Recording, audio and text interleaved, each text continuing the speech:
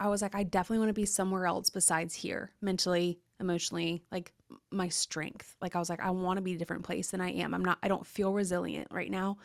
And like I know that hard things are going to continue to happen in my life because that's just what like this life has. It's not going to be beautiful all the time. So it's like, so how do I set myself up for success to be able to be more resilient next time something hard happens? I can be honest with the fact that I don't like it, but still have that joy anyways. Like I want to be able to be a mom whose legacy is remembered to be like fun, not surviving and waiting until they're 18 and out of my home. Like I wanted, like I knew what I wanted, but I was like, I don't understand how to get here. And what I found was this question. I was like, I wonder what would happen if I stopped waiting for hard things to happen in order to heal. And I did instead of defense work, I did some offense work and was like, what if I just went ahead and put in the work, knowing that hard things are going to happen? So I have the tools in my tool belt that I'm skilled to use when they do. Like, I wonder how our lives would change if we stopped waiting for the hard and we started living for the now. And when the hard happened, we're like, shing, like brought out our sword and like, fruit ninja it down. Yeah, ninja. You're listening to Power Femme Radio. This is a podcast where ladies come together and try to share their opinions and empower each other to be better women in society. Did he just say try? You're listening to Power Femme, where women don't try, we do. Rachel Awtrey. Hi. Heidi. Welcome. Hey. Welcome to the Power Femme podcast. I'm so happy you're here. So honored to be here. I feel like this is so fun whenever your worlds collide in so many different ways. And so this feels so full circle. Listen, Rachel, when I first met you, and for everybody listening, I first met Rachel at like a mentorship conference that we did. Yeah. And you got on stage and there were, I don't know how many people were there, hundreds probably, right? Like, Yeah. there were a lot of people there. You got on stage and you stuck out compared to everyone there. And just the way you were talking and like standing and you were presenting something, I was like, oh my God, is she like, she's a star. Like I was like, is she an actress or like a communicator or like a speaker? Like I have to talk to her. And I don't know if you remember, yeah, you had that impression on me. And I literally walked up to you and I said, are you an actress? And Do you I remember? Said, no, but I always dreamed of being about like on Disney Channel. That was me. I was like, I had my Mickey Mouse ears practiced. Oh my God. No, yes. I never made it to a stage or behind camera, but it makes sense to be doing what I do now because it feels adjacent. Yeah. So Okay, you are a author most recently. Yeehaw. Congratulations. Thank you. A speaker, a podcaster, a mom, and an entrepreneur. You're freaking amazing. You're a girl cut from my own cloth, a power femme, if you will. Kindred for sure. I was thinking about it and I was like, oh, this is going to be a soul session. So to all the power femmes listening, if you just need like a good convo with two soul sisters, this is what this is about to be. Yeah. Was there a specific point in your life where you felt like, okay, I have these dreams, I have this vision that I have for my life, I know like what I want to do with my life, but then life, God, the universe kind of took you in a different direction? Like when did you understand that it's not about your vision, but about leaning into and living in the revealing? Yeah. I think it was like a slow undoing of myself. I think like it was just like losing enough dreams to realize maybe my dream is not like the ultimate dream. Yeah. If that makes sense. Like I grew up in a very charming home. Like nothing necessarily went wrong. Like we went through normal life obstacles together as a family, but like nothing felt disrupting until my high school stage. I lost my dad, which is something that we bonded on, like very randomly. And my family grieved really poorly, chose some weird decisions that led us to some strange consequences that we had to walk out. And after that, I tried to pick up pieces and like build a charming life of my own against all odds and tried. And sure, like there's a lot of charming parts to my life, but also there was like a lot of cost and a lot of heart and a lot of surrender. And my husband now, like so cool. Like So he's cool. awesome. He's so cool. But like still there's parts of our life that I'm like, I don't like this. Like this is not fun Mm. for me. Namely, if I can just get so vulnerable, like being a military spouse is hard. He's a pilot in the Air Force, which means I do a lot of life on my own. There's parts to career and entrepreneurship that you're like, this is not fun. This is not what I thought it would be. Like you hit Mm. those valleys and you're like, what the heck am I doing? Maybe I go back to corporate. Like maybe I just quit it all tomorrow. Like, like we Right. all get to those places. Oh my God. Yeah. I don't think it was like this one like bomb that was dropped on my life. I think it just was like a collection of a lot of them that I had to realize and come to the end of myself. Be like, maybe it's not up to me and maybe I don't want it to be up to me. Like this is not a responsibility that like I want to carry or I'm supposed to carry. So like maybe I just lean in, see what Mm. happens. I don't have control over much, but I have control over my posture and my mindset. So I sure as heck Mm. will. I love what you just said about like coming to the end of me. And you mentioned that we both share, unfortunately, that we lost our dads. Yeah. The worst club to be in. The Dead Dad Club is the worst, but we do The need worst. hats. We do. We really need we need like merchandise or something. It's so bad. Stop. Let's do it. But you actually shared with me that he passed away in a rock climbing accident. Yeah. Is that not so bizarre? Yeah, it's just, I mean, I honestly like I don't know what's like worse, like knowing something's coming or just having it be so sudden. Oh, yeah. Like that's just the question of my world. It's like, do I want to know what's coming or do I want to be surprised and shocked, celebration or grief? Either way. I don't know. Yeah. Yeah. Yeah, no. What's harder? Good question. Good. It's a good question. I don't know, but it's like for me, I know for a fact, like when my dad passed away, that became like a whole new level of trust for me in life because it was like, so this wasn't according to my plan, right? Yeah. And like this is a huge, what the heck? I was supposed to have him here, Yeah. like what the heck? I even found myself kind of being mad at life and like mad at God too, a little bit. Like why? Because that was just the beginning. You were so young, right? And we know that obviously you being a military wife, every time your husband leaves for deployment, you're like, that's got to be terrifying, right? Yeah. Yeah. And I know you had a season this past year as well. Are we pause? Yeah, we can go there. Let's go Okay, there. okay. Yeah. You experienced an ectopic pregnancy in the last year. Yeah. Like, what a year. You were working on your business. You released your book. Your husband got deployed. You experienced an ectopic pregnancy. We're going to have to break this all down. Yeah. But Let's do it. but I think like the main question that like I want to know that I hope that you can share with the Power Femmes is like, how do we look at those hard moments of life and like still find gratitude, still find joy? Yeah. Oh, yeah. Let's freaking go there.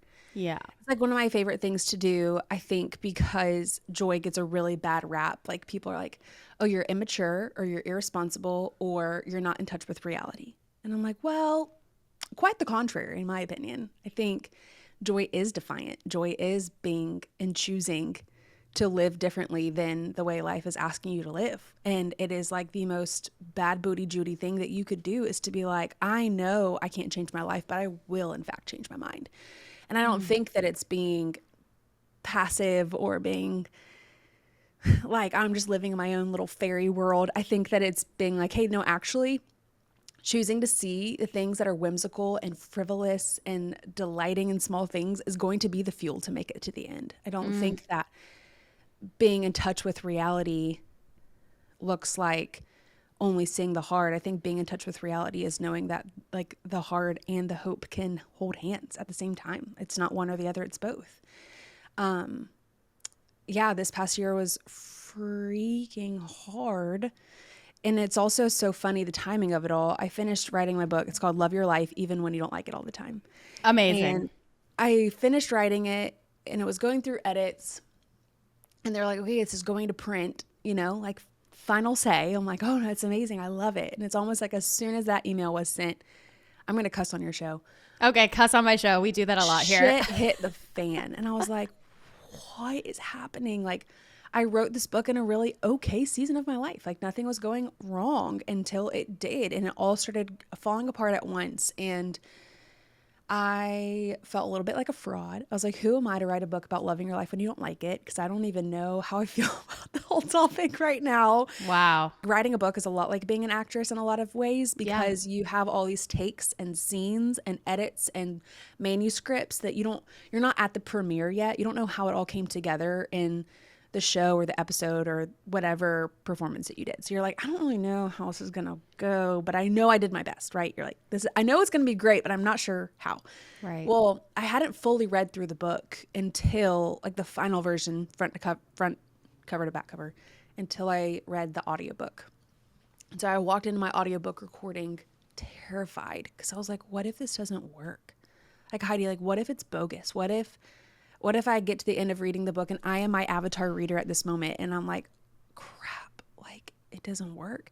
And can I tell you, like I got to the end of the book and I was like, wait, but it does, which is so cool that like my past me can hold hope for my future me has been healing. So like even I joke with my editor, I'm like, we could burn this book to the ground and it was still the best thing ever. She's like, great, but we're not going to do that. Like, I know, but still. So all that to say, yeah, like I would want to tell the girl who's just going through hard that like hard and holy can hold hands. And yeah, like I do have faith and I am a woman who is a believer in a God that's way bigger than me. Like I have to.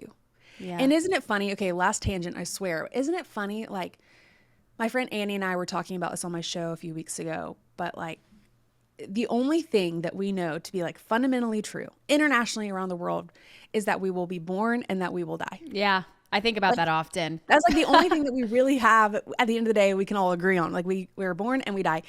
Yet when we die or when someone else dies, it's always a shock. You're always like, oh my gosh, that hurts my soul. Like, how could that happen? And I'm like, but wait, we all agree that was going to. Like, wait, Yeah. you know, you're like, this is Yeah. wild. I think it's like proof. It is proof that there is like a soul inside of us that is like, that's not right. Like that there's more. I know there's more. It's not right for people to die. And in my belief, I'm like, yeah, you're right. Like God's like, you're right. That's not how this was supposed to be. Like you were supposed to be with me forever.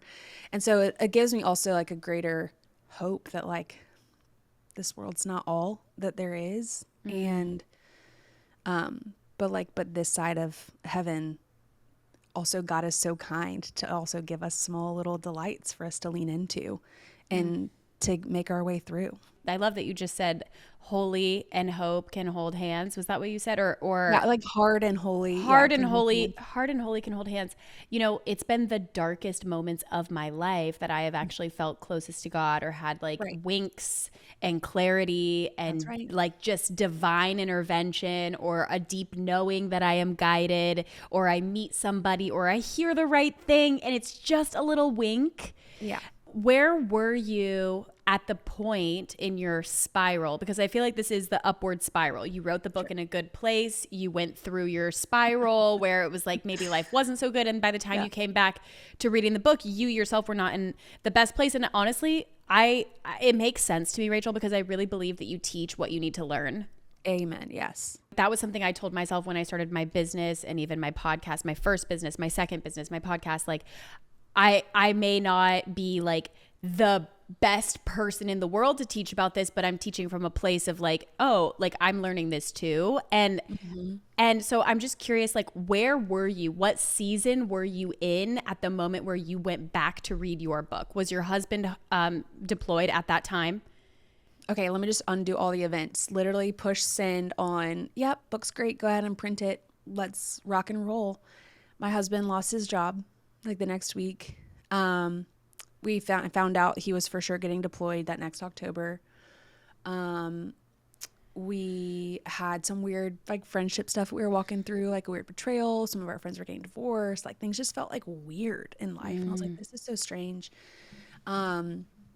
Fast forward to we have a small airplane. It's a long story. It sounds bougier than it is, but we have a small It's so cool. It's so cool. Well, And, they'll just have to follow you on Instagram to see all the videos of you and you're playing with your babies. It's so cool. but our plane was in a wreck. We were not in it, but someone else was. They're fine. They're, praise God, they're okay. But like our plane was not. Like weird, bizarre things started happening. But yeah, and then through all that, recorded the audiobook. And I remember even like reading it.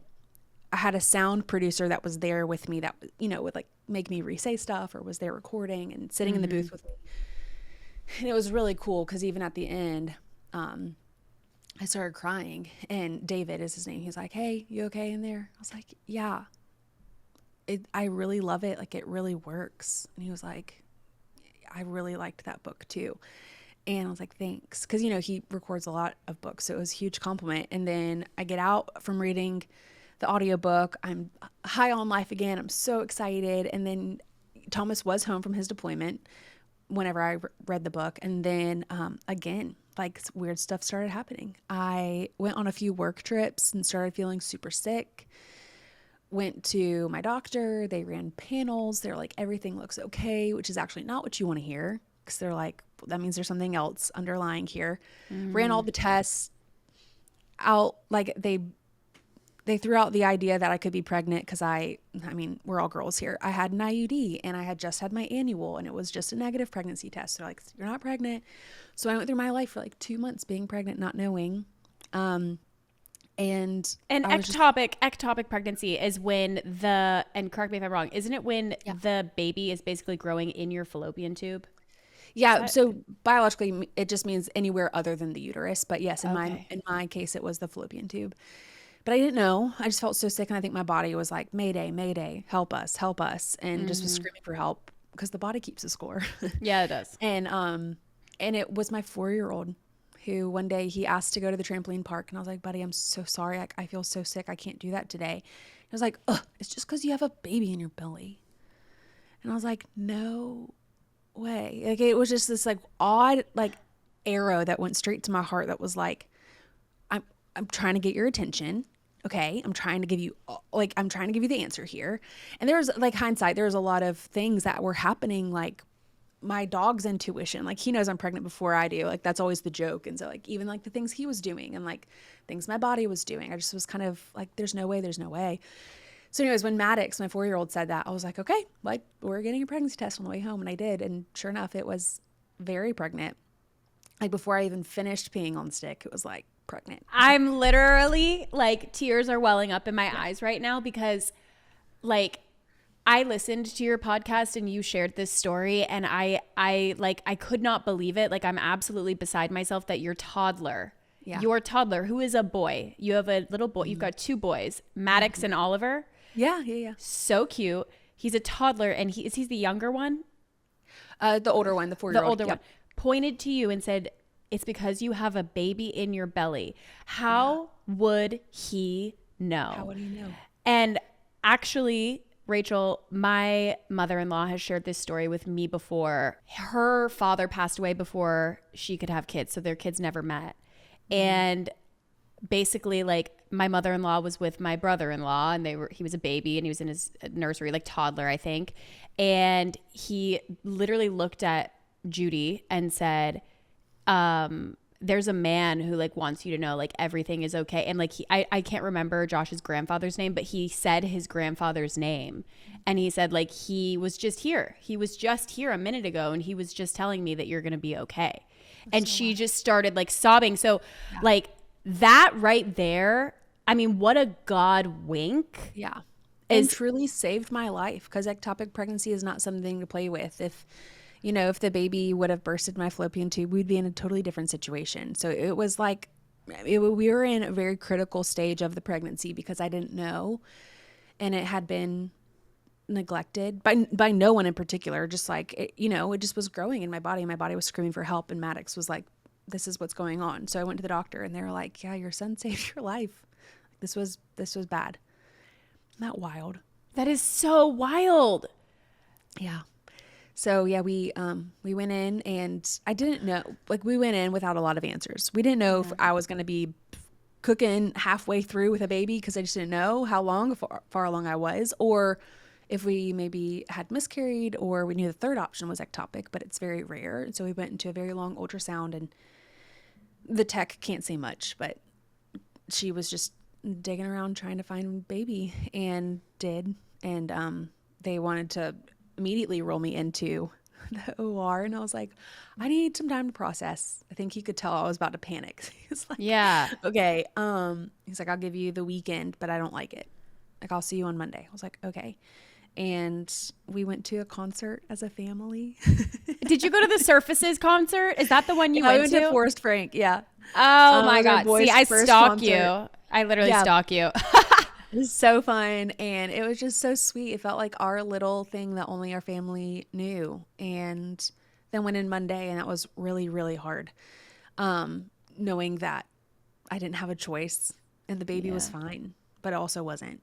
And so that was just really, really tough to walk through that. And still, though, I think that it was precious. I had just had a chance to like read my past self's words and like, this is what I know to be true. And praise God, our like truth is not based on your feelings. Like, it is what it is what it is what it is, no matter how I feel. Like, I can feel anxious, but I don't have to be anxious. Like, I can feel lonely, but I am not lonely. Like, I can feel these things, and I've just recently read the words that I know to be true, and so I'm gonna will believe those to be true. And it's so wild, just timing of it all. It just held me.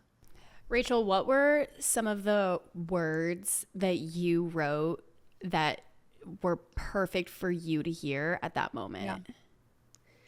I remember this one line like stuck out to me, and it still does. And I'm like, that's so wild. It's funny, you like are so far separated from the words that when you read them, you're like, wow, that was really profound. I forgot I said that. Yeah. One of them was, you can nod to the hard things without bowing to them. Like, you can be like, that's really stinking hard. Yep, that's a part of my story, that's for sure. But like, that won't own me. That's not who I'm going to be.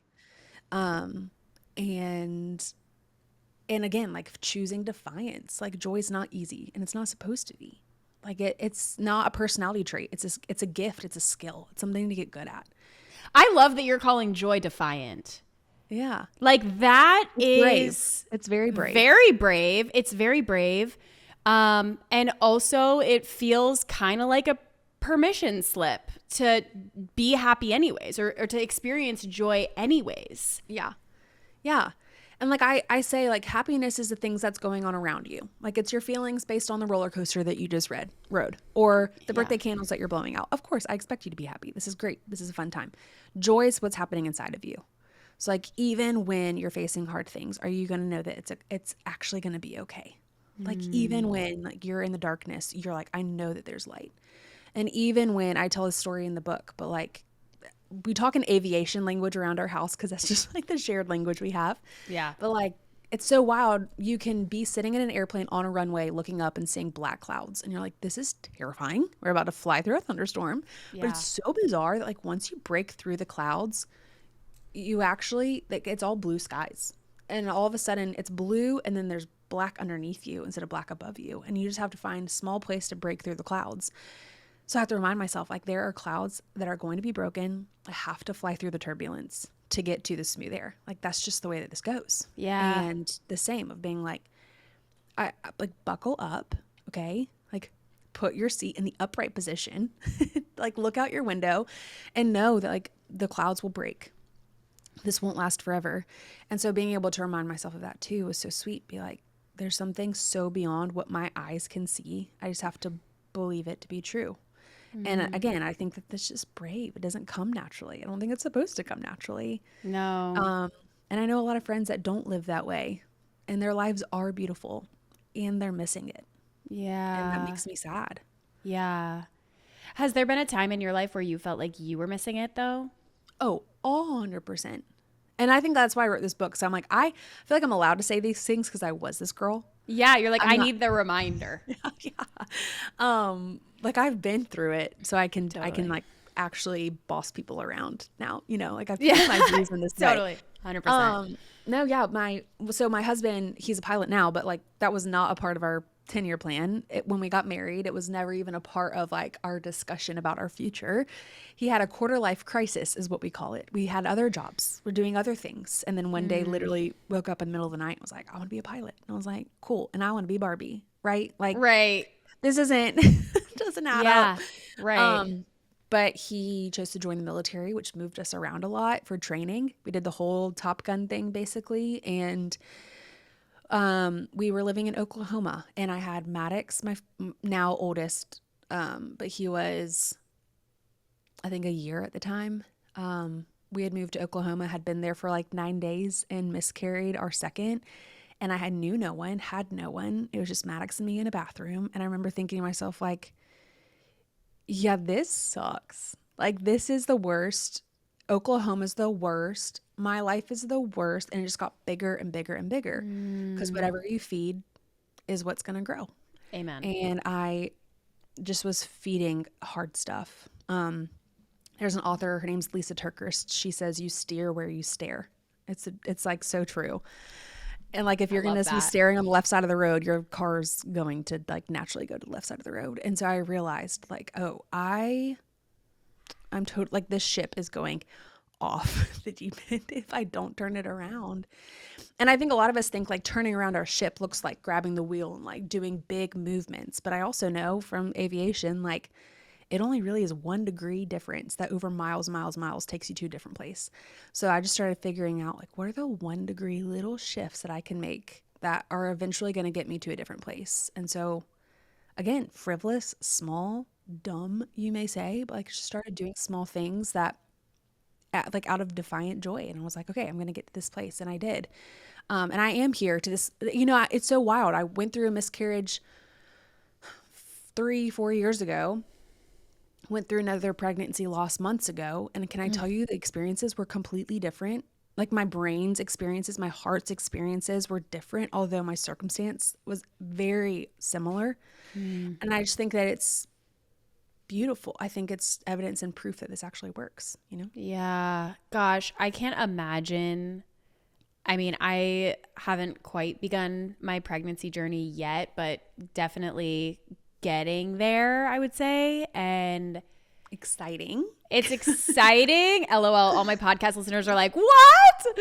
But Okay, news breaks here. yeah, no, it's nothing too serious. I'm just saying, I'm a married woman. I'm 31.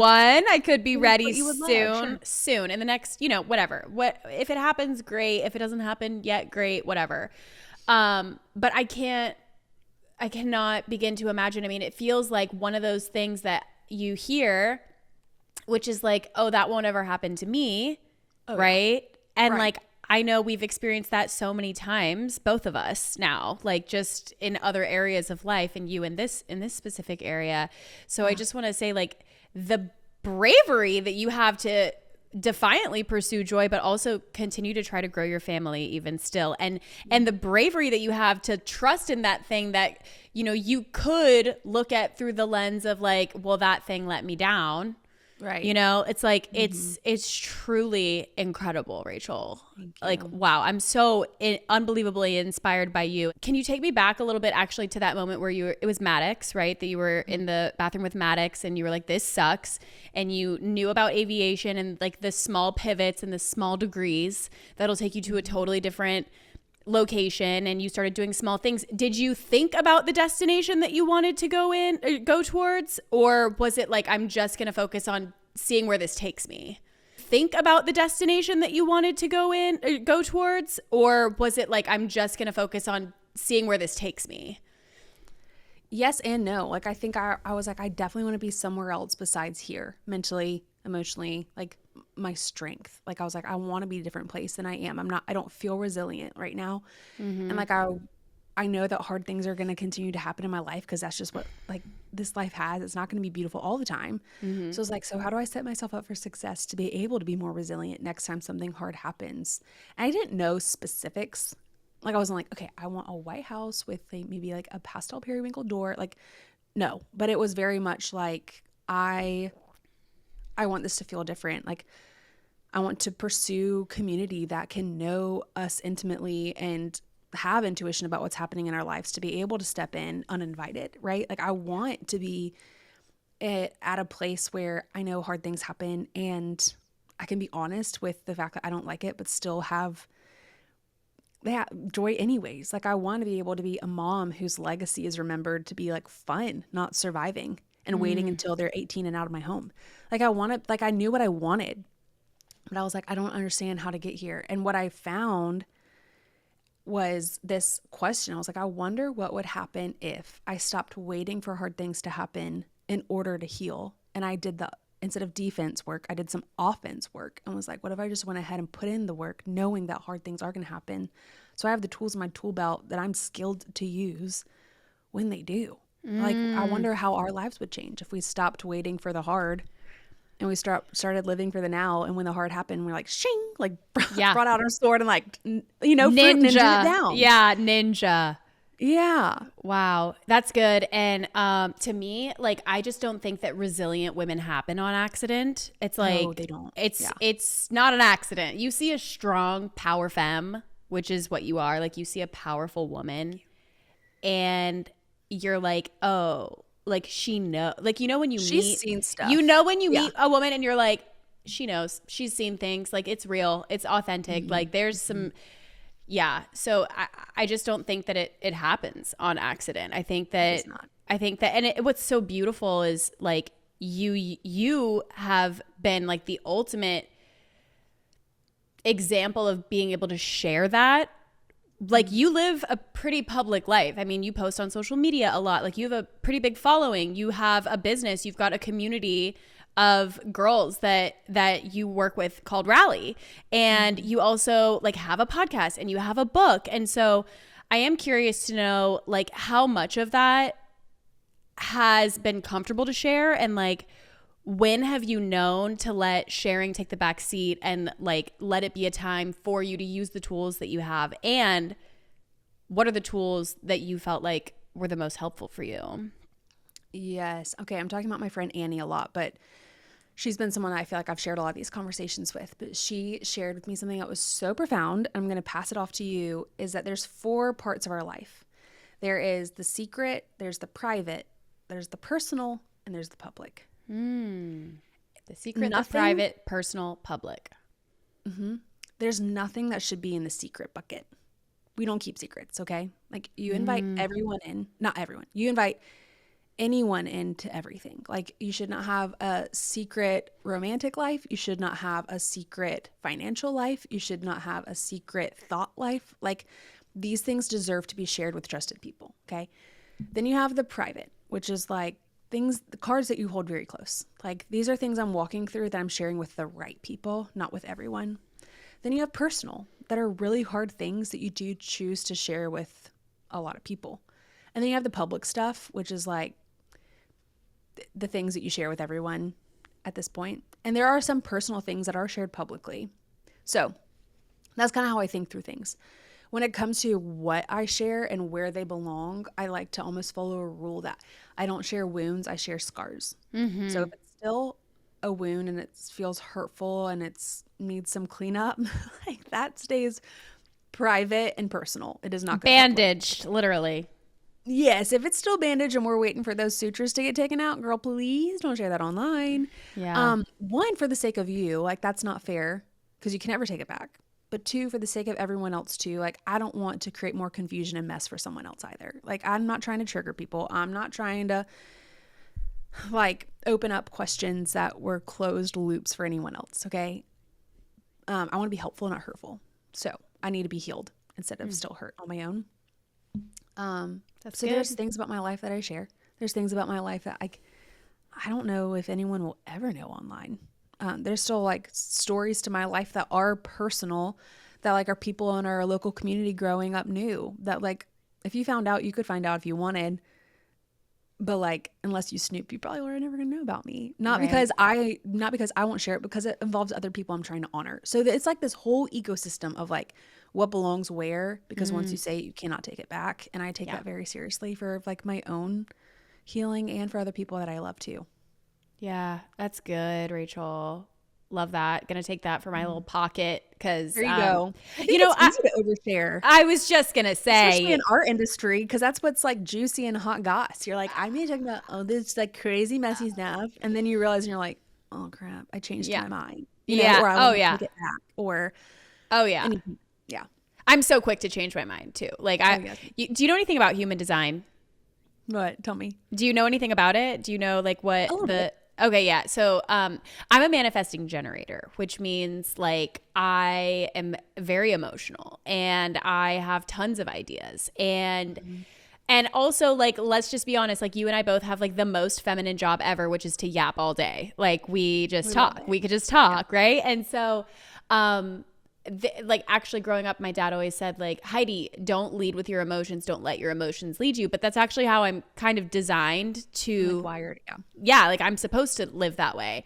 And, but there's a rule for the Manny Gens. So if you're Manny Gen and you're listening to this, this rule applies. There's a 24-hour rule. We are meant to experience all of the emotions in like one cycle. And 24 hours is typically enough time for you to feel all the emotions: excited, angry, upset, unsure, confused, decided, never mind. And like, you know, so I always like give myself a little 24 hours to like really think like, Wiggle okay, room. am I going to Yeah. publish that? Am I going to, do I need to go back and edit some of that? Did I overshare just a little too much? So I can so resonate with that completely. You did say something that I wanted to circle back to, which was when Thomas talked about wanting to become a pilot and you were like, okay, yeah, and I want to be Barbie. Yeah. Can you talk a little bit about like the sacrifice that has come with, and that does come with marriage, and like knowing when to let our partner shine, but also like being realistic about the responsibilities of having a kid or having kids, and like thinking of mom first, like how do you take care of yourself, and like how do you prioritize what's important to you and what you're passionate about? Because I really do believe that women are just better and the world is better when women are better, but women are better when we're aligned with what lights us up. And if we're stifled or if we feel some type of way, it affects the household, right? Yeah. It affects Yeah. the world. Yeah. So I'd love to hear about that. Yeah. Such a good question. Yeah. Well, when we had these conversations, we didn't have kids yet. So I think we had a few years to really go full send. That it was a lot easier for us to full send than now.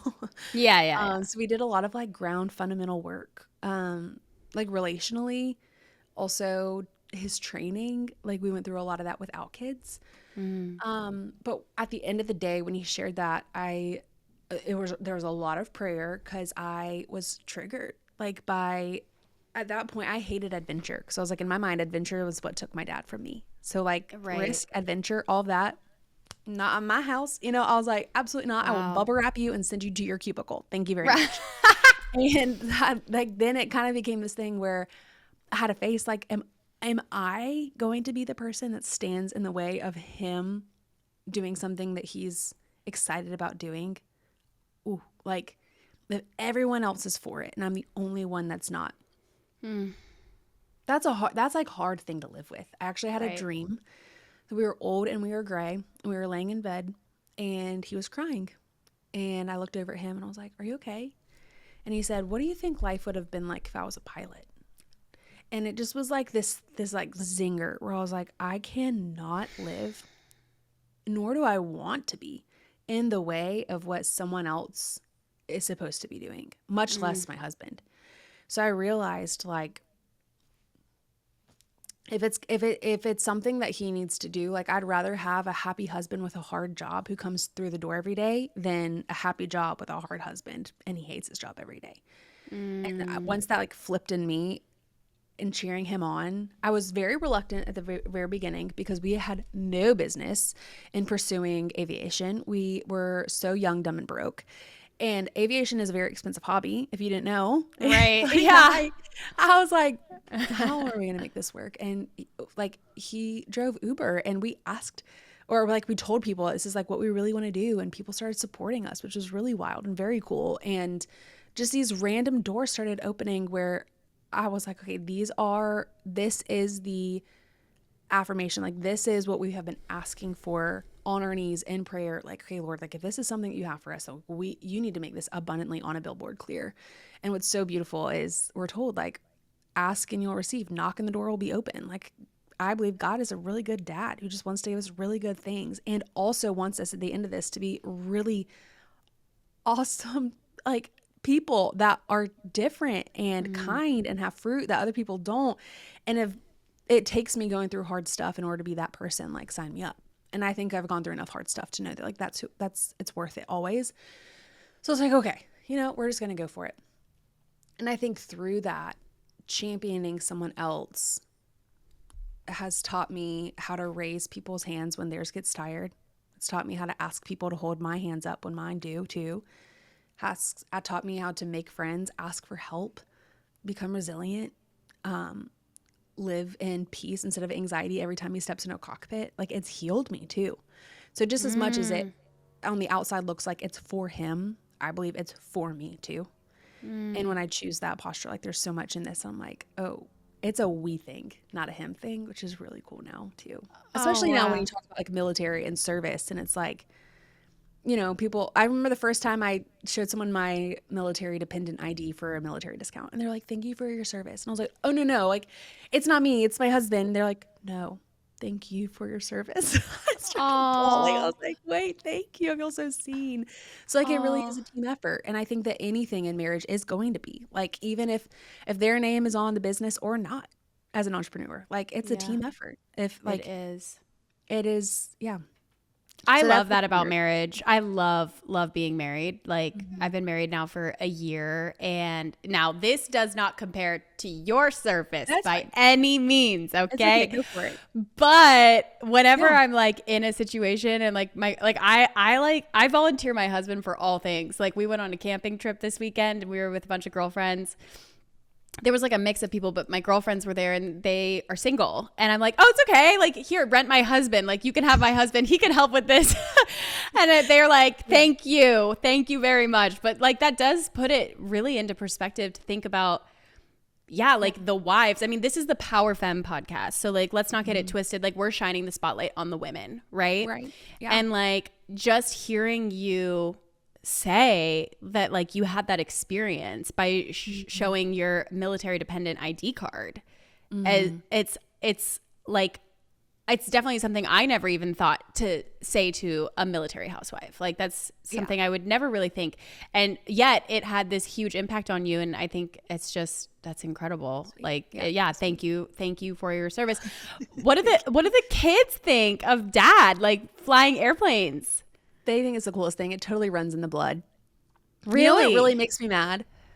Any video that's ever gone viral for me is because there's kids in airplanes in it. And I'm like, come on. That's not even my content, right? So now I have like random pilot dads following me and I'm like, go away. Like this is not funny. That is so funny. No, they love it. It is very fun. I think it opens up the door for like lots of cool conversation. Like, again, I think it's so cool to like share something with your family that you're so passionate about, because even the way we have conversation about hard things, or the way that like I discipline my kids and like teach them hard lessons, it's like fun to have shared language, because I'm always like, okay, so how like when we're in an airplane and I can explain it to them and it clicks in a different way. So I think like finding it's given us shared language, which is so powerful. So like with anyone you love, like if you find something they love and you're able to use that language, you'll get very far. It's taught us that. That's good. Sure. That is really good. I love that. Actually, as you were sharing this whole story of Thomas wanting to become a flight attendant, like LOL, this is a podcast about Thomas. We're just going to let him listen to this podcast episode. I love it. We love you, Thomas. You were saying it's like you had this dream and he like had this calling, like he had this inner knowing that he was meant to do this thing. And it reminds me a lot of, my dreams. And like, I've always wanted to be an actress, or I always wanted to be like on a stage. And I've been going through my own season of like unbecoming me, as you have, and just like really kind of surrendering, but like also trying to reconcile like how much of my passion is mine and like was created out of need or ego, or I don't know, like need to be seen, and how much of it actually is like something that God put in my heart. And I've decided that ultimately like it's what God wants for me. I don't know why it was so hard for me to understand that for so long, but like I've just decided like that's the case. Like that, no, like actually God does want this for me. He gave me this life. I know these people. I live where I live. I have these gifts. I have these talents. Like this is what I'm meant to do. Maybe it's not in the way that I thought, but like I'm still experiencing all of that. And so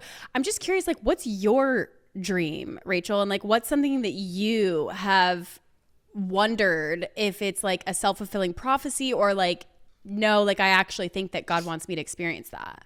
Yeah. Okay. First, there's a verse in Psalm. It's chapter 37, verse 4. And it says, like, delight yourself in the Lord and he will give you the desires of your heart. And I think it's so interesting because people are always like, oh, so that means God's going to give me everything I want. I'm like, no, that means that the desires you have were put there by God, which is so cool that he would like call you to do something and also make you want to do it. That's very cool. And Yeah. so like leaning into the desire that you have to be an actress, I think is very cool because it means that like you're actually, I think it's rare that we are called to do something we don't really at the core want to do. Right. Like, But isn't it so easy to look at what you want and say, well, everybody wants that? you know what's so crazy though? The more that I think that you like step outside of your own jar, you start to see like actually not everybody does. Like I can Yeah. tell you how many, like I'm in my own world, right? Like I'm in my own industry. I have lots of author friends naturally because we have a lot of that in common. But as soon as you put me around a dinner table of my girlfriends, they're like, how the heck did you write a book? That sounds miserable. I could never write 7,500 or 75,000 words. That's crazy. And I'm like, wait, actually not everybody wants to do what I do. You know, I have a friend who's a biochemist and I have another friend who's a medical sales rep. And I'm like, okay, you could never be in an OR awake. Like Right. under No. anesthetic care, sure, not otherwise, you know? And it was so interesting that like you can convince yourself that like everybody wants to do what I do. In fact, I don't think everybody does. And I also don't think everybody can. So the fact that you do want to and the other fact that you could if you wanted is a beautiful combo and is oftentimes like the permission for you to actually go and do it. Like I want to write a book and I can write a book, so I will write a book. Like let the door close. Okay, I'm Yeah. just going to keep walking through. Thomas wants to fly airplanes. He can fly airplanes and he's also really good with people, so he is probably the best private pilot in my opinion. Like you know, and I don't want to fly airplanes. I no. Right. I'm No, the no, me passenger either. princess. Right. Like, Yeah. I Ultimate. will never. So I just think about like all the things that there are to do in the world, dream, career, calling wise. And I'm like, oh yeah, no, don't want to do majority of them. But I do want Yeah. to do what I'm doing, which is really cool honor, you know? So is writing the book, was that your dream? It was, which is now weird because I'm like, wait, what's next? What's next? I I know, right? You're like, wait, I dreamed about my life up until this point, and yeah. then you're like, but what? I did it. So now what? Okay, I love speaking. I love a microphone. If I could forever and ever and ever just like champion and encourage women, whether it's business or like a faith-based environment, conference, like I love hyping women up. I think a lot of us are sleepy. I think a lot of us are tired. I think a lot of us are bored. I think a lot of us have believed the lie that we're too much. I think we need someone that can like give us a good booty smack and then also a hug at the same time. And I like love to be like spicy and also like kind enough to do it. That's what I would love to do. I love that I have the book because I feel like it really allowed me to get good at what I think I know, and it required me to do research and make sure that I know what I know. Now I'm like, Right. okay, if I could just go out and like speak about what's in that book to women to wake us up, count me in. Give Count me me the in. mic. Yes, yes. And you are doing that with your podcast. The book. Let's just talk about this really quick because what I'm hearing from this conversation, Rachel, is like a lot of preparation. Like there have been hard moments that have prepared you for the thing. When you started writing Love Your Life, even if you don't like it all the time. First of all, love the title. Where did we get that? But like what I want to know more about is what were the moments that led up to this? Like what did the seasons look like where it was just an idea and it was just something in your mind and it was like the idea of you on a stage was a vision that you had, but like you weren't quite sure like what am I going to put on the paper and like how do I even begin this writing process? Like what did preparation look like for you from idea to conception? Yeah, it was very personal before it went public. It was a lot of work. And I don't mean work like brainstorming, whiteboard visioning, like creating an outline. I'm talking like actual everyday application. Do I believe that this is true, and how am I going to live it out to where it's a habit, it's an overflow, and it's not something I have to just like scrape the bottom for. And when I did, it was interesting because I got a lot of, and I didn't go into this knowing like, oh, I'm going to write a book about joy and about how to actually love your life even when you don't like it all the time. I went into this not even knowing, I knew I wanted to write a book, not even knowing what I wanted it to be about. And I remember when I was talking with my literary agent, she was like, what is it that your friends say you're really good at? What do your friends come to you for advice for? When you're talking over coffee with someone, like what are the things that you're encouraging them in? And this is all that came to mind. I'm like, I feel like I'm always the friend who is the realistic hype girl. Or it's not toxic positivity where I'm like, it's okay, sweetie, like you're doing great. I'm like, okay, no. So this is what I'm hearing you say. First, that's not true. Second, here's how to change your mind. And third, I believe in you. Like, call me. And so this book is that. Also, the whole process was wild. I had the podcast for a while. I've made a lot of really cool friends on the podcast because I have like friends on, other authors, speakers, musicians, whatnot. And anytime that I would, say something about, oh, it'd be so cool to write a book, or they're like, hey, what's next? And I'm like, oh, I'd love to write a book. Everyone was like, let me introduce you to my literary agent. Let me introduce you to my literary agent, which is a lot like a real estate agent for books. It's like they try to sell books like real estate agents sell houses. Same thing. Right. And so I did. I met with about a dozen, and it never really clicked. Either they didn't have room for me on their roster, or I wasn't interested in working with them, or we just didn't really vibe. I was like, this isn't me. And I was in a meeting for Q1 for 2023, I think. Yeah. This was back in like November 2022. We were just envisioning like, hey, what would we want next year to look like? And how do we help position ourselves to get there? And you had a baby at this point. Yeah, I had 2 babies at this point. Babies. Okay. Yeah. Keep going. Yeah, I was freshly postpartum with Oliver. Wow. And I remember thinking like, I would love to write a book. And then my husband is on the meeting and he's like, whatever happened with like the literary agent? So we filled him in and he's like, dang. And I was like, honestly, I just have peace about waiting it out. Like when it's going to happen, it'll happen. I've already put myself out there. I've already told people I want to. Like I've done my work. I think I need to wait for like a door to crack open for me to walk through. And my husband was like, gosh, like Ray, that could be years, months, but probably years. And I was like, right. And I said, or it could be tomorrow. And he's like, yeah, you're right. It was the next day that I got an email from my dream literary agency. And they're like, we listened to your podcast. We've been doing some research. I had no idea they were listening because for podcasts, spoiler alert, you only really see IP addresses. You don't really see like profile names and people. Yeah. So I was like, I had no idea. I just was putting out what I thought was excellent work, not knowing who was consuming it. Lo and behold, it was the person that had my opportunity in their hand, and they gave it to me the next day. And we went and sold a book to a traditional publisher, and then they took it the rest of the way, which is wild. So I think there's 2 lessons in there. 1, do excellent work because you never know who's watching. But number 2, it could be tomorrow. Like, it could be your life could change tomorrow. What advice do you have for somebody if they're ready for their life to change tomorrow? I say lean in, buckle up, and do the work. Most importantly, though, I'd say surround yourself with people who can afford to, like, I'm not talking financially afford. I'm talking like relationally afford, mentally, emotionally afford to hold your arms up when they get tired, like we were talking about earlier, because they'll get tired doing anything, whether you love it or not. Like you're going to get tired. So like also position yourself around people who can help get you to the end, because that's the only way I got to the end of where I am is all the people that are in my acknowledgments.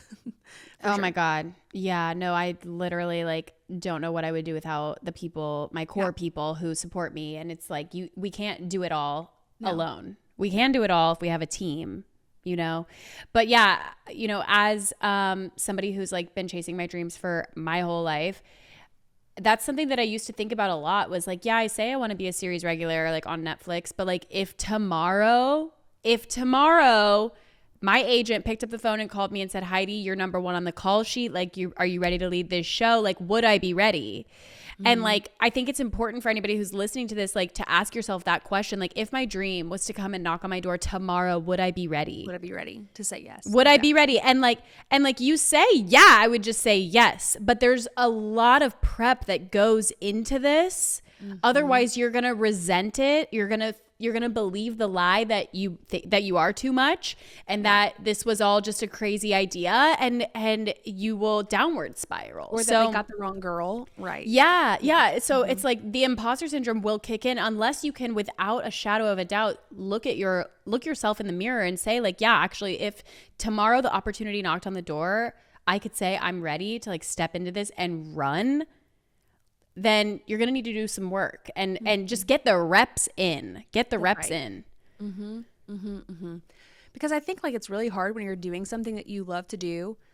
Like, I'll even speak personally now for the book. I'm going through now like a media tour and doing daytime TV and podcast interviews like this. And all the things.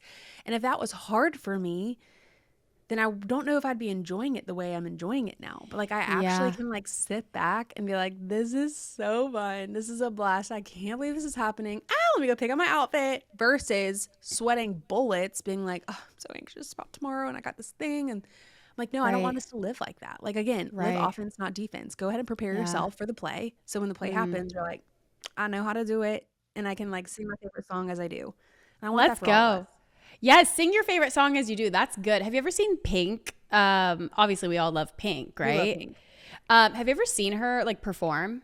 Okay, no, but my friends Bailey and Logan did. My friend Bailey went with crutches, and she literally almost brought Bailey up on stage. Like, she's very, I've heard she like dances with her audience. Like, oh my God, this woman, just like YouTube Pink performance, and I'm sure you'll find something. Like, I have watched this woman sing from her loins, like the most beautiful voice in the entire world, powerful, like intentional words, like just like her voice alone packs a punch. And she's hooked like on upside down. She's spinning like a flywheel, and you wouldn't even know. So it's like, if you can't do the things, like do the prep that you need to do to chase your dreams and start embodying, like how it's gonna feel when you show up to perform and not be able to sing a Pink song and hit every note, then you're not ready. You're not ready. You're not ready. If you can't zhuzh it because you don't know the basics, then like go back to the basics. Yes. Oh my God, Rachel, you're incredible. And I guess the thing that I kind of just want to wrap up with here is like being the mom, being the now author, being like a successful woman in your career, being a wife. What advice do you have for the girl who like is so far removed from this, but she sees this life for herself? Like, is there anything that you could say to her? And like, maybe she is going through a hard time right now. Maybe she is like feeling so disconnected from her purpose. Is there any advice that you could give to her? Yeah. Oh my gosh, so much. I wish I could go on a coffee date with her. I would probably start by saying, really lean into the people that are around you, whether they're unlikely friends or your best friends or someone that I'm doing some coaching with right now told me, her name's Ashley. She's like, you can't see the label from inside of the jar. So we need some people outside of our jar to see the label and to tell us like what actually is going on, not like only what's stuck in our brain going on. So that, you can see through the clutter. And then I'd also, kind of boss her around and be like, are you telling people what you want to do? Like, again, like oftentimes I think people are a lot more generous than we give them credit for.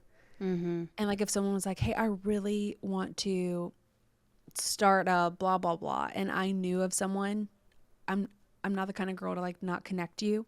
Yeah. So I'd say oftentimes like there is someone else's generosity and their yes that's waiting on your gumption and bravery to tell them even what you want to do in the first place. So like, if you want to do a thing, go tell people you want to start doing it. Like, you're a free agent now. Like, go do it. Yes. So I'd also say, if you can't change your life, you can change your mind. So good. Yeah. So all of those things and probably a lot more, but I'll stop there. You can read the rest of it in the book. So good. I can't wait. I cannot wait.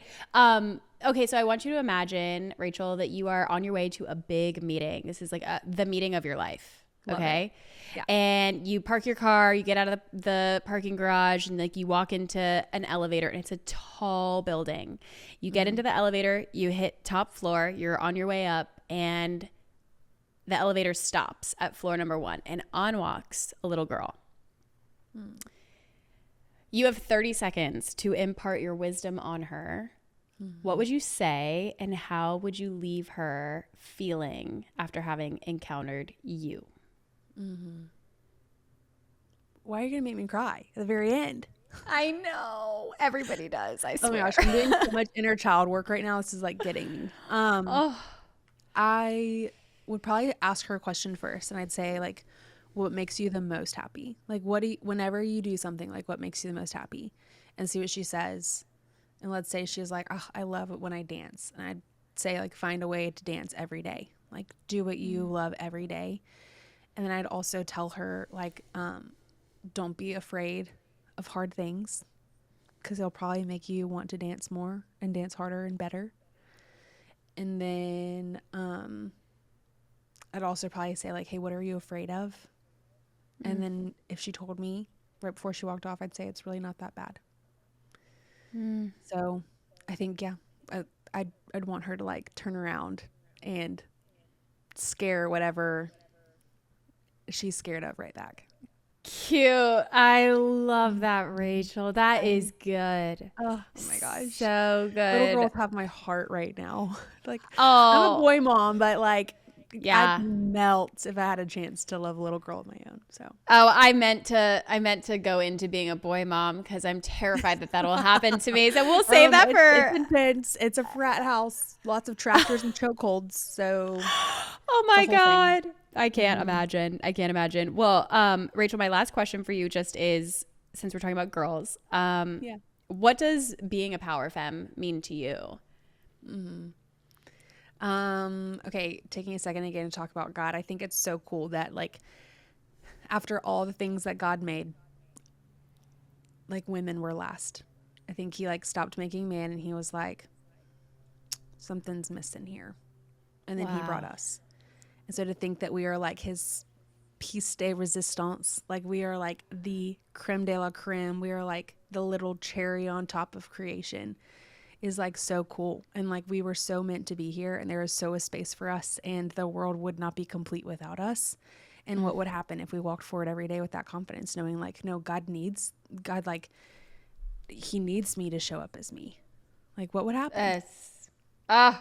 It's so good, Rachel. Thank you so much for coming on the Power Femme podcast. Everyone go run to Amazon. What's the best way to buy your book, from your website or Amazon? Anywhere books are sold. My website has most of them linked, but Amazon's probably going to get to you fastest, let's be honest. We got to get it fast, right? So Love Your Life, Even When You Don't Like It All the Time by Rachel Awtrey. Check out her podcast. And yeah, just if you loved this episode, please share it with your friends. We're so glad you came here. And Rachel, thank you so much. I love the work you're doing. Keep going, Heidi. Thank you. I love you.